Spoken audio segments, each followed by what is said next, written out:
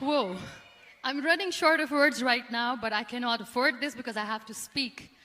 Thank you so much for all the love, for all the warmth. Thank you for accepting me. Thank you very much.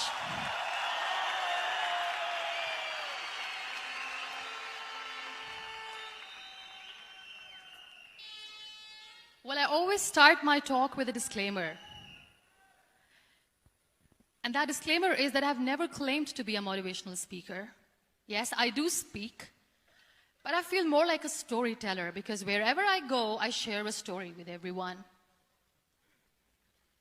Well, it is a story of a woman whose perfectly imperfect life made her who and what she is today.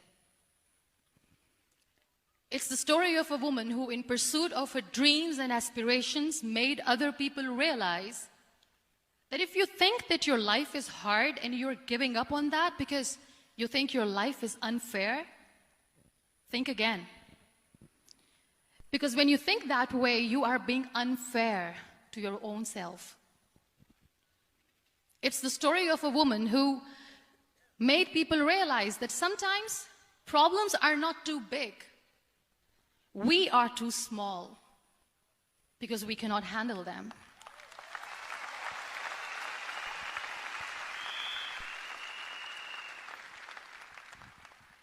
It is the story of a woman who with time realized that real happiness doesn't lie in success, money, fame. It lies within. Real happiness lies in gratitude. So I am here and I'm going to share the story of that woman. That is my story. The story of gratitude.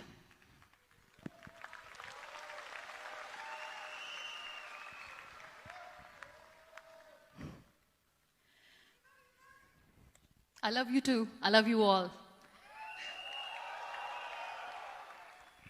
I believe in the power of words. Many people speak before they think. But I know the value of words. The words can make you, break you, they can heal your soul, they can damage you forever. So I always try to use the positive words in my life wherever I go. They call it adversity, I call it opportunity. They call it weakness, I call it strength. They call me disabled, I call myself differently abled. They see my disability. They see my disability, I see my ability. There are some incidents that happen in your life, and those incidents are so strong that they change your DNA. Those incidents or accidents are so strong that they break you physically. They deform your body, but they transform your soul.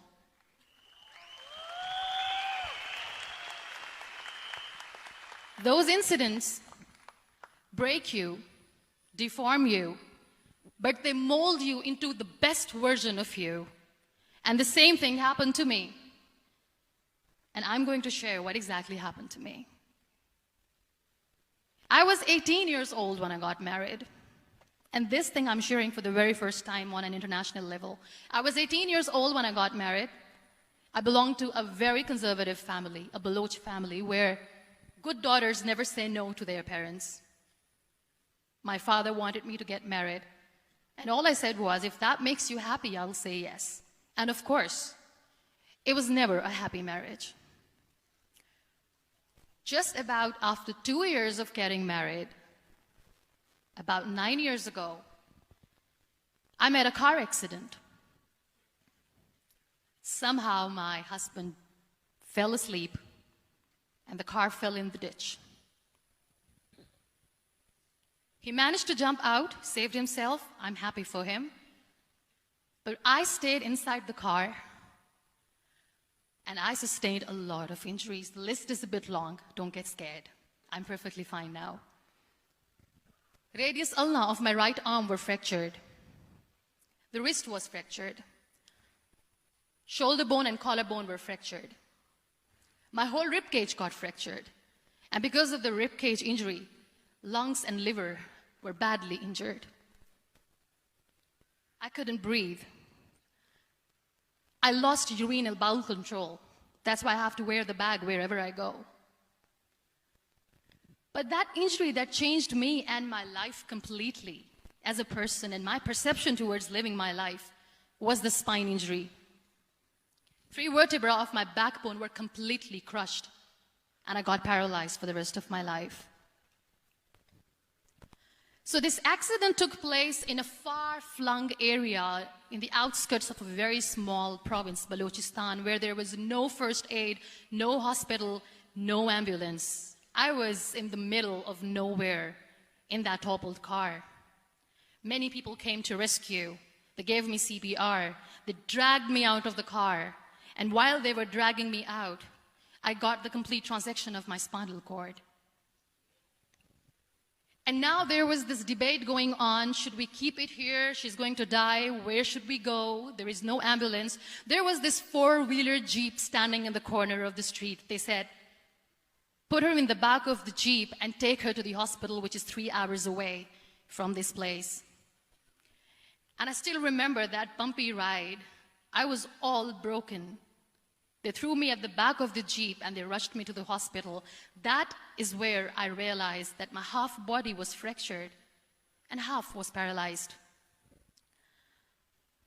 I finally ended up in a hospital where I stayed for 2.5 months. I underwent multiple surgeries. Doctors have put a lot of titanium in my arm. There's a lot of titanium at my back to fix my back. That's why people in Pakistan call me the Iron Lady of Pakistan.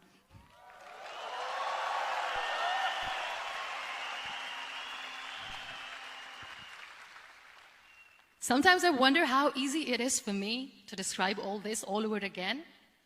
And somebody has rightly said that when you share your story and it doesn't make you cry, that means you have healed.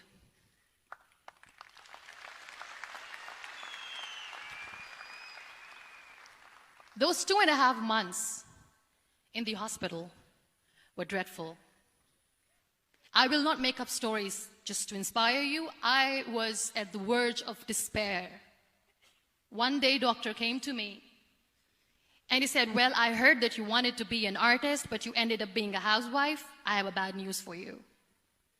You won't be able to paint again because your wrist and your arm are so deformed, you won't be able to hold a pen again. And I stayed quiet. Next day, doctor came to me and said, your spine injury is so bad, you won't be able to walk again. I took a deep breath and I said, it's all right. The next day, doctor came to me and said, because of your spine injury and the fixation that you have in your back, you won't be able to give birth to a child again. That day, I was devastated. I still remember, I asked my mother, why me? And that is where I started to question my existence. Why am I even alive? What's the point of living? I cannot walk, I cannot paint, fine. I cannot be a mother. And we have this thing in our heads, being women, that we are incomplete without having children. I am going to be an incomplete woman for the rest of my life. What's the point? People are scared. They think I will get divorced. What is going to happen to me? Why me? Why am I alive? We all try to chase this tunnel. We all do this because we see light in the end of the tunnel, which keeps us going.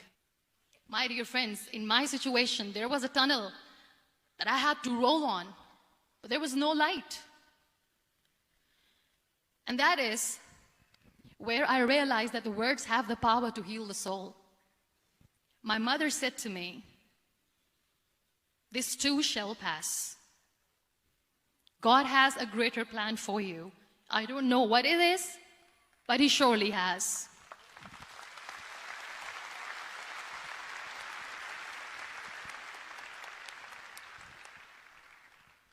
And in all that distress and grief, somehow or the other, those words were so magical that they kept me going. I was trying to put that smile on my face all the time, was hiding. It was so hard to hide the pain, which was there. But all I knew was that if I will give up, my mother and my brothers will give up too. I cannot see them crying with me. So what kept me going was, one day I asked my brothers, I know I have a deformed hand, but I'm tired of looking at these white walls in the hospital and wearing these white scrubs. I'm getting tired of this. I want to add more colors to my life. I want to do something. Bring me some colors. Bring me some small canvas. I want to paint. So the very first painting I made was on my deathbed, where I painted for the very first time. It was not just an art piece or just my passion. It was my therapy. What an amazing therapy it was. Without uttering a single word, I could paint my heart out.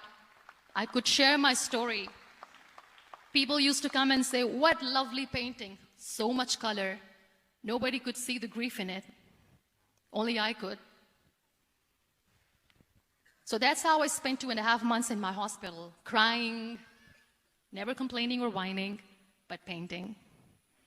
And then I was discharged, and I went back home. And I went back home, and I realized that I have developed a lot of pressure ulcers on my back and on my hip bone. I was unable to sit. There were a lot of infections in my body, a lot of allergies. So doctors wanted me to lie down on the bed straight for not 6 months, for not 1 year, for 2 years. I was bedridden, confined in that one room, looking outside the window, listening to the birds chirping, and thinking maybe there will be a time when we'll be going out with the family and enjoying the nature. That was the time where I realized how lucky people are, but they don't realize. That is the time where I realized that the day I'm going to sit, I'm going to share this pain with everyone to make them realize how blessed they are, and they don't even consider them lucky. There are always turning points in your life. There was a rebirth day that I celebrated. After 2 years and 2.5 months, when I was able to sit on a wheelchair, that was the day when I had the rebirth. I was a completely different person. I still remember the day I sat on the wheelchair for the first time, knowing that I'm never going to leave this, knowing that I won't be able to walk for the rest of my life. I saw myself in the mirror and I talked to myself. And I still remember what I said. I cannot wait for a miracle to come and make me walk. I cannot sit in the corner of the room crying, cribbing, and begging for mercy because nobody has time. So I have to accept myself the way I am. The sooner, the better. So I applied the lip color for the first time.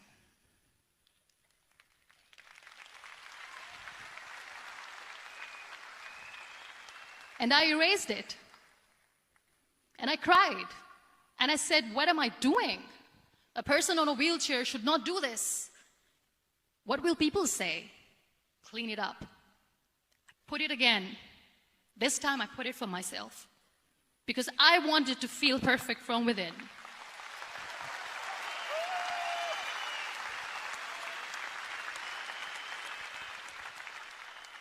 And that day I decided that I'm going to live life for myself. I am not going to be that perfect person for someone. I am just going to take this moment and I will make it perfect for myself. And you know how it all began? That day I decided that I'm going to fight my fears. We all have fears. Fear of unknown, fear of known, fear of losing people, fear of losing health, money. We want to excel in career, we want to become famous, we want to get money. We are scared all the time. So I wrote down one by one all those fears. And I decided that I'm going to overcome these fears one at a time. You know what was my biggest fear? Divorce. I couldn't stand this word. I was trying to cling on to this person who didn't want me anymore, but I said no. I have to make it work. But the day I decided that this is nothing but my fear, I liberated myself by setting him free. And I made myself emotionally so strong that the day I got the news that he's getting married, I sent him a text that I'm so happy for you and I wish you all the best. And he knows that I pray for him today.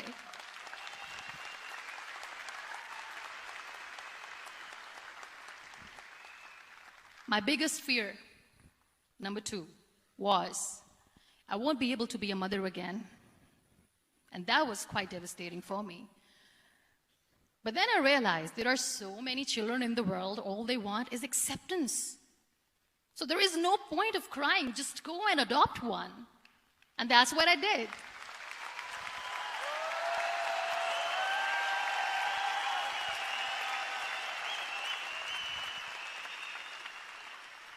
I gave my name in different organizations, different orphanages. I didn't mention that I'm on a wheelchair, dying to have a child. So I just told them that this is Muniba Mazari and she wants to adopt a boy or girl, whatsoever, but I want to adopt a kid. And I waited patiently. 2 years later, I got this call from a very small city in Pakistan. I got a call and they said, "Are you Muniba Mazari? There is a baby boy and would you like to adopt?" And when I say yes, I could literally feel the labor pain. I said, yes, yes, I am going to adopt him. I am coming to take him home.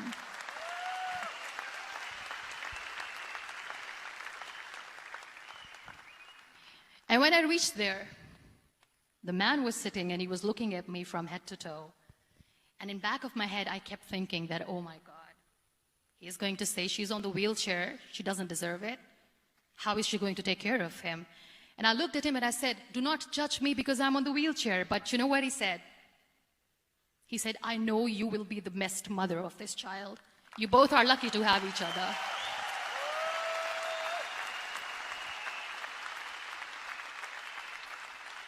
And that day, Niall was 2 days old, and today he's 6.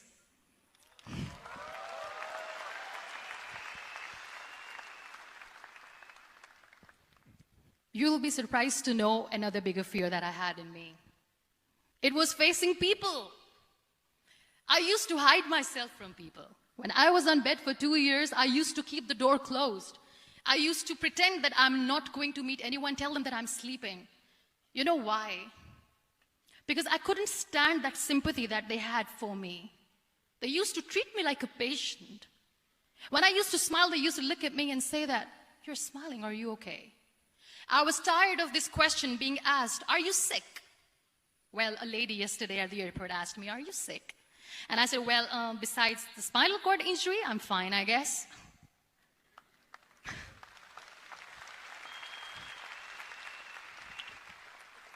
But those are really cute questions. They never used to feel cute when I was on the bed. So I used to hide myself from people, knowing that, oh my God, I'm not going to see that sympathy in their eyes. It's all right. And today I'm here speaking to all these amazing people because I have overcome the fear.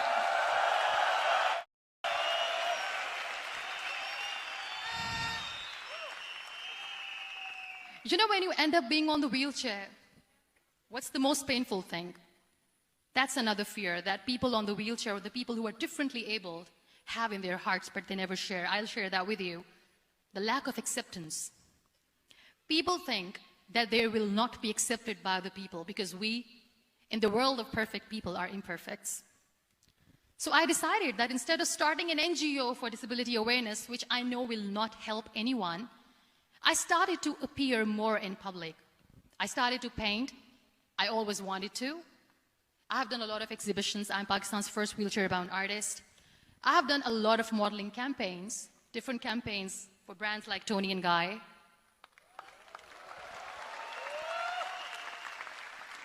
I have done some really funny, breaking the barriers kind of modeling.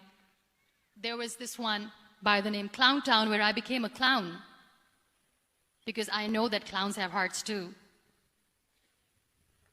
And then I also decided that if I really want to make the difference, I am not going to let people use me for their polio campaigns where they will make you a victim and an emblem of misery and mercy and will say that, you know what, give polio drops to your children or they'll become like this girl. I decided that I'm going to join the national TV of Pakistan as an anchor person. And I've been doing a lot of shows for the last 3 years.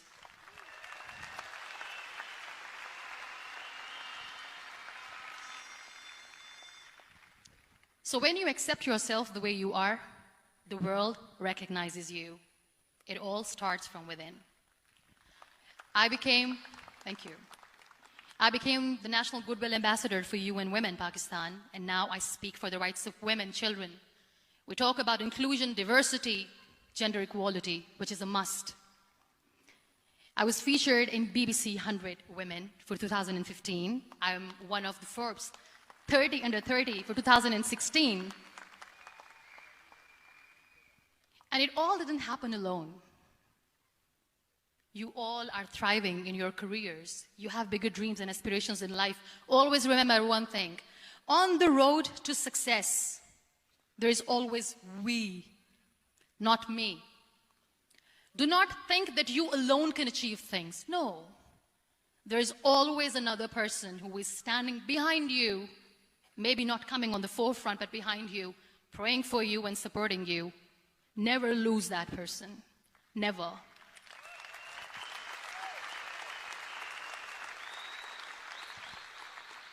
No matter how much I say that I couldn't find a hero, so I became one, I still want to recognize those 3 people in my life who literally changed my life completely, and I get inspiration from them every single day. Waleed Khan. Many people know about the terrorist attacks in Pakistan. We have lost many people. And I'm sharing this with a very heavy heart because we actually have lost a lot of people in this huge turmoil of terrorism. These people are barbarians. They do not see people. They're even worse than animals.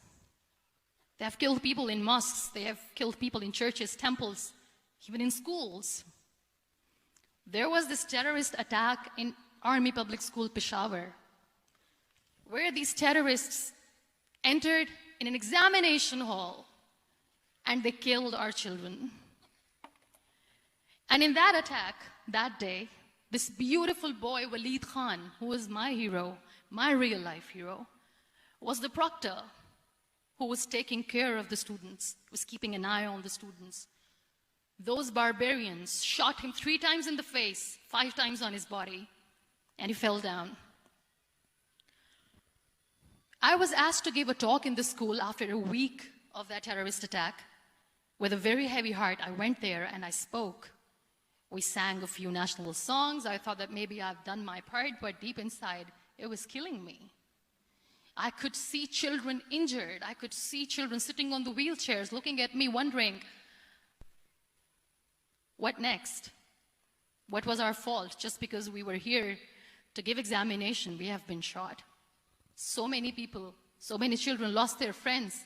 Their classrooms were empty. The next day they went to the classroom. So this kid, Waleed Khan, I was asked that he is in a hospital right now, and you have to go and see him and motivate him and tell him that it's going to be okay. And when I saw Waleed Khan coming on the wheelchair for the first time in front of me, face was all deformed. His leg was fractured, his arm was fractured. He couldn't talk, he lost his teeth. He cannot sneeze, he cannot smell. He cannot eat. And I kept thinking, what should I say? That everything is going to be all right? No, nothing is all right. And while I was juggling with the words, what to say, what not to say, this beautiful child, Waleed Khan, came to me and he said, "Are you Muniba Mazari?" I said, "Yes." He said, "Baji, let's take a selfie."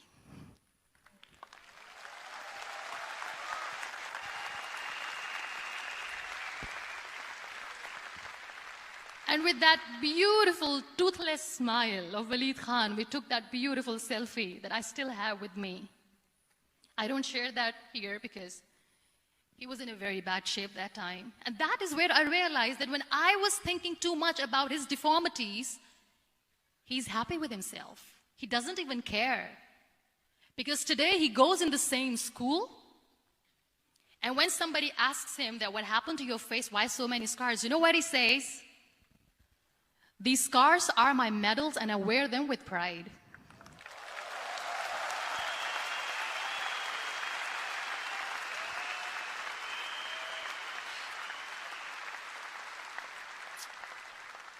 And how beautifully he says, the terrorists wanted me not to study. I am going to study. I will become a doctor one day. And this is my way of taking revenge from those terrorists. Another real-life hero, of course, my son. His name is Nile, N-I-L-E, River Nile. I learned so much from this kid. The first and foremost thing is patience. How to be patient when you know that your mother cannot walk, when you know that your mother is different from the other women, when you know that your mother cannot go out and play with you, how to stay calm. He loves football. And when we got the very first football, he was 4 years old. He was super excited. I still remember he came in the room and he said, "Mom, let's play football." And he kept the ball in my feet. And he said, "Let's kick it." And that day I felt disabled. I said, "I cannot kick the ball." And I was down with the same face.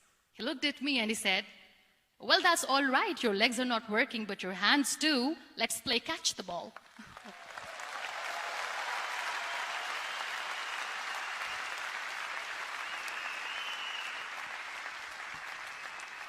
You know what? That day he made me realize that when you think your glass is half empty, come on, your glass is half full. It's all in here and here. Last but not least, the woman who made me realize that heroes have no gender. The woman who believed in me even when I was completely at the verge of despair, where everybody left, she was there. And every time I looked at her, without saying anything, she used to look at me and said, "This too shall pass. God has a bigger plan. And one day you will say that, oh my God, that is why God has chosen me." She never cried in front of me. She has always said that there will be haters, there will be naysayers, there will be disbelievers, and then there will be you proving them wrong. My mother.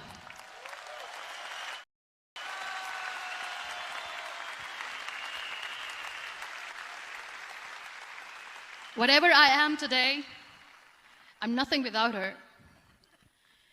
I'm nothing without her. Thank you, Mama. I wish you were here. Thank you for making me who I am today.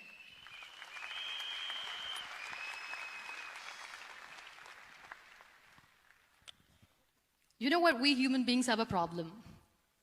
Out of many problems, there is one more, and this is self-created one. We always expect ease from life. We have this amazing fantasy about life. This is how things should work. This is my plan. It should go as per my plan.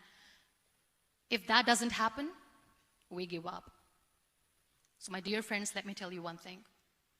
I never wanted to be on the wheelchair. Never thought of being on the wheelchair. I was always aspiring to do bigger things, but had no idea that for that I have to pay the price to be where I am today. It's a very heavy price. This life is a test and a trial, and tests are trials are never supposed to be easy. So when you're expecting ease from life, and life gives you lemons, then you make the lemonade, and then do not blame life for that, because you were expecting ease from a trial. Trials make you a stronger, better person. Life is a trial, and with time you realize that.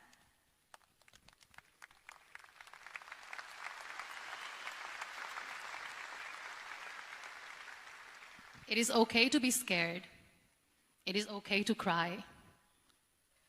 Everything is okay, but giving up should not be an option. They always say that failure is not an option. Failure should be an option, because when you fail, you get up, and then you fail, and then you get up, and that keeps you going. That's how humans are strong.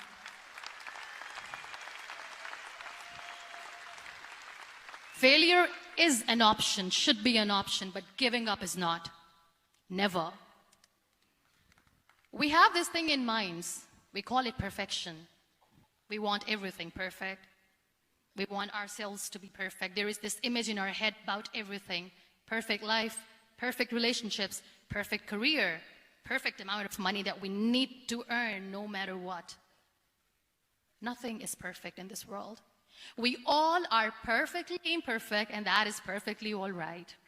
That's all right. We were sent here not to become the perfect people. Those people who tell you how to look perfect, even those people are imperfect. Trying to fight this fear of looking imperfect. I used to be perfect. I still remember. I got this compliment years ago when I used to walk. Oh my God, look at you. You're fair, you're tall, you're perfect. Look at me now. You're still perfect. Only the perfect eyes can see that. Only the perfect eyes will see that. Only the perfect eyes will see that. So yes, in all those imperfections, you have to listen to your heart. You don't have to look good for people. You don't have to be perfect just because other people want you to be perfect. If your soul is perfect from within, that's all right. This is all what you want. This is all what you need to be. Our society has made very weird kind of norms to look perfect and great. For men, it's different. For women, it's different. We think too much about what people say. We listen to ourselves too little. You know what makes you perfect? When you make someone smile. You know what makes you perfect? When you try to do something good for the people around you. You know what makes you perfect? When you feel someone's pain. And how beautiful pain is that it connects you with people. No other medium can connect you with others but pain. That's why I always say that I'm in pain, and that's a blessing in disguise for me. Today, just because I'm in pain and I'm on the wheelchair, I work for children. Being the head of CSR for a company, we conduct medical camps in far-flung areas of Pakistan where so many kids die because they don't have medical facilities. And I personally believe just because they cannot afford to live doesn't mean we'll let them die. So we give them money, we give them medical treatment, we try to heal their wounds, physical and emotional. And I also work for the beautiful people, we call them third gender, the transgender community of Pakistan. You know what connects me with them? All my imperfections. When I go and I hug them, they never judge me. And this very good friend of mine, her name is Bijli. Bijli means electricity. She calls herself electricity. And I said, are you electricity? She says, no, I'm lightning. I'm as strong as lightning. Because we have very bad power outage, so she doesn't want me to call her electricity. So she says, I am very strong. I'm thunder, I'm lightning. She came to me, and the first time I hugged her, she said, you are just like me. And I said, yes, I am like you. Because to people, we are so imperfect. So how beautiful these imperfections are, that because of these imperfections, you can connect with people. Then why are we all running after being perfect? What's the point?